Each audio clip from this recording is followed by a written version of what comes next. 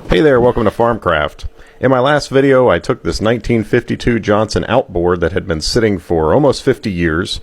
I was able to get it running, but the carburetor was flooding. If you haven't seen that video, you might want to watch that before watching this one. So I noticed when it was running, there was fuel just pouring out of this hole, which that's just an open hole into the float chamber. Well, what that tells me is that the float is not working. Either the needle is not sealing, or the cork is no longer floating. So the simplest way for me to see if the float is working or not, I've got this plugged, and I'm just going to put fuel in there and see if that cork floats. So this is the same fuel that was in the tank.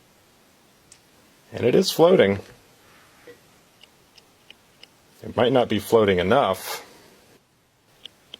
If I take this plug out, if that valve is working, we shouldn't get a whole lot of fuel out of here. So let's turn it on. Nope. See the float? The float is not working.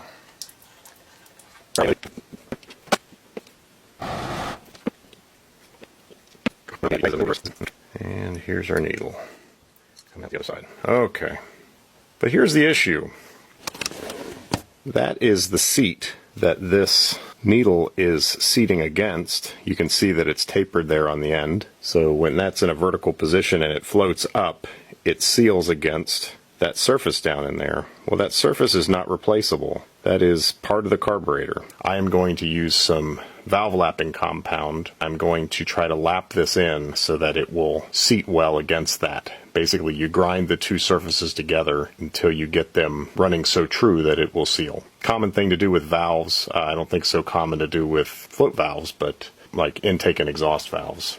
Basically need the needle in this position, put through from the bottom so that the surfaces are together with some lapping compound, and I'm going to need to spin it. The question is, how do I keep that needle perfectly vertical? You don't want it wobbling back and forth. I might have to make myself a guide. A little wear spot in the center there. But I'm going to be taking a look at that and just kind of making sure that I've hit that entire area, that the entire ring looks like it's been freshly ground. Permatex valve grinding compound. So I'm just getting a little bit on the needle there.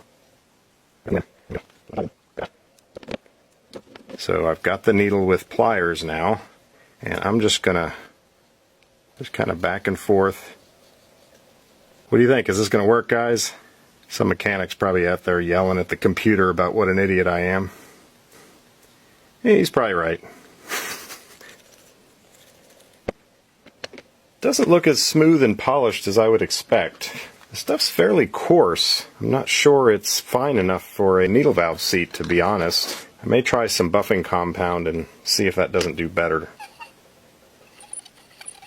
It surprises me how little contact there is between the seat and this valve. There is a shiny ring that goes all the way around and looks very uniform.